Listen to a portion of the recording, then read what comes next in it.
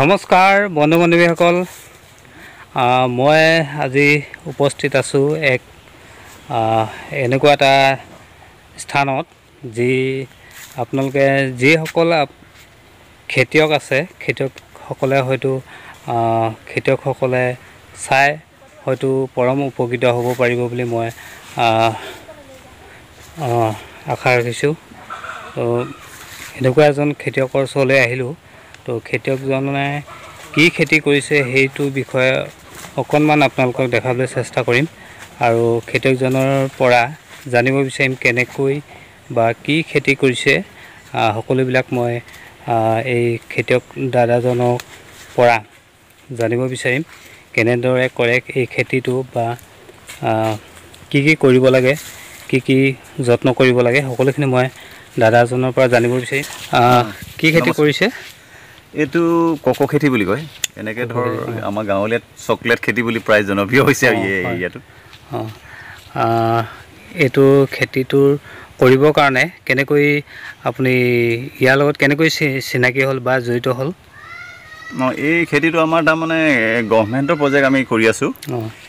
এইটো আমাৰ এটা ইটাখুলি অৰ্গেনিক প্ৰডিউচাৰ অৰ্গেনিক বুলি এটা এখন ছ'চাইটি আছে। আমাৰ নেতৃত্ব দিছে সুশীল শইকীয়া ডাঙৰীয়া। তেখেতৰ নেতৃত্বত আমাৰ লাংকাচি পঞ্চায়তত বৰ্তমান মানে 40জন খেতিয়কে খেতিটো কৰি থকা হৈছে। আৰু তাৰপিছত আৰু জানিব বিচাৰিম মানে পুলিটো ক'ত কেনেকৈ পায় সেইটো?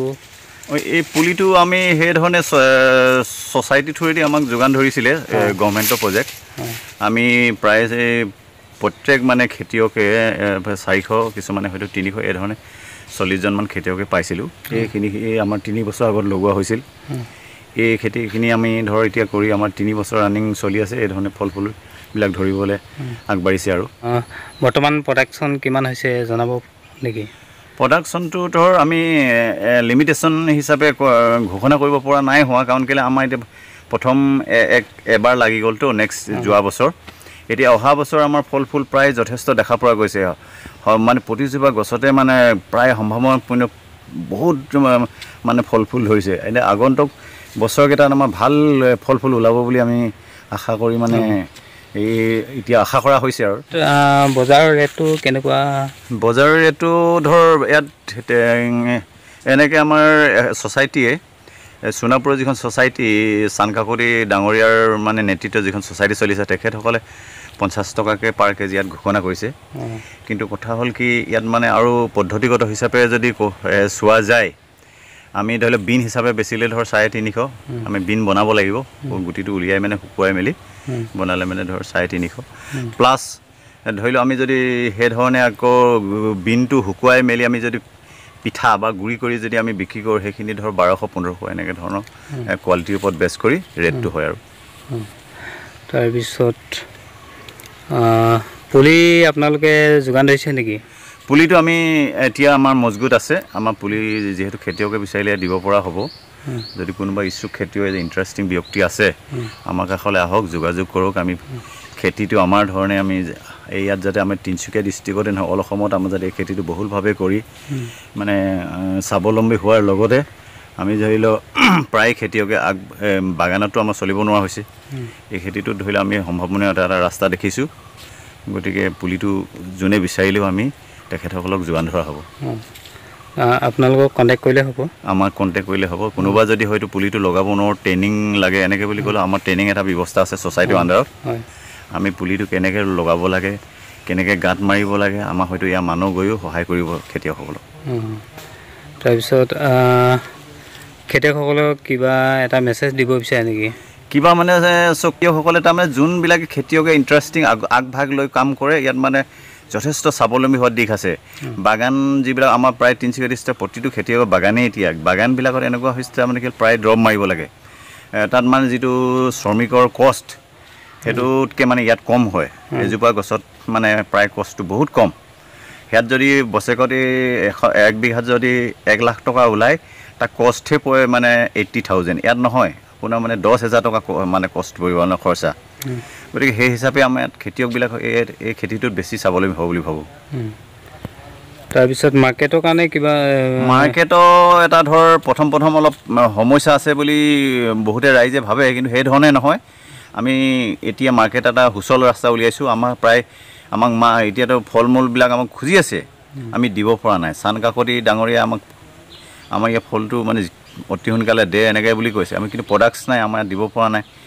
সেইধৰণে আমি ইয়াত যিখিনি মানে এতিয়া আমাৰ এই লাংকাচি পঞ্চায়তৰ যিমান খেতিয়ক আছে তেখেতসকলৰ ফল মূলটো আমিয়েই এতিয়া ক্ৰয় কৰি আমি পঠিয়াই দিয়া ব্যৱস্থা এটা আমি ছ'চাইটিয়ে কৰিছোঁ।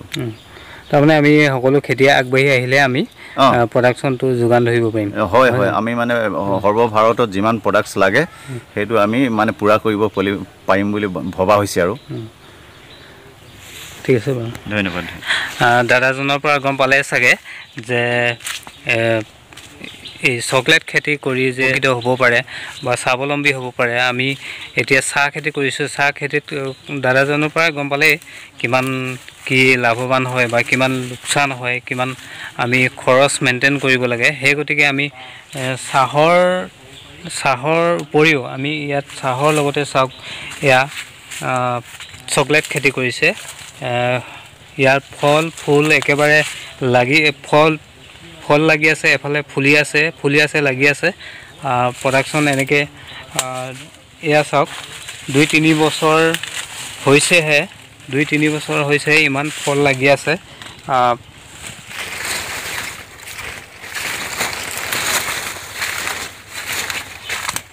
এয়া চাওক,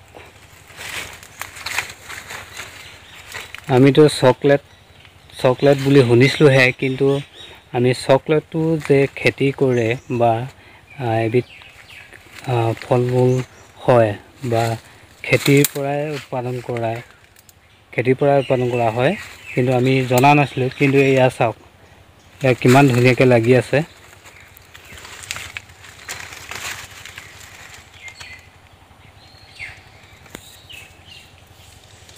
চাওক, এয়া হৈছে চকলেটৰ ফল, চকলেট খেতি।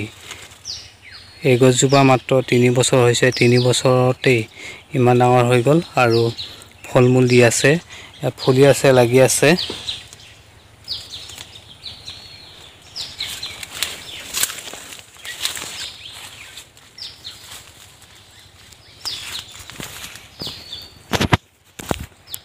তো বন্ধুসকল, ভিডিঅ'টো চাই কেনেকুৱা পালে? যদি ভাল পালে, আপোনালোকে যদি খেতি কৰিম বুলি ভাবিছে ভৱিষ্যতে, যদি আপোনালোকে এনেকুৱা এখন চকলেটৰ খেতি বা বাৰী বনাম বুলি ভাবিছে, তেতিয়াহ'লে এই দাদাজনৰ লগত কণ্টেক্ট কৰিব পাৰিব।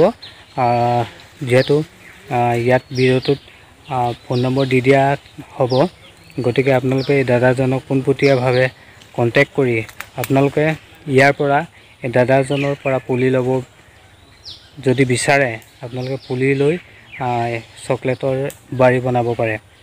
গতিকে আজি আৰু নেদেখাওঁ, ইমানতে ভিডিঅ'টো সামৰিব বিচাৰিছোঁ।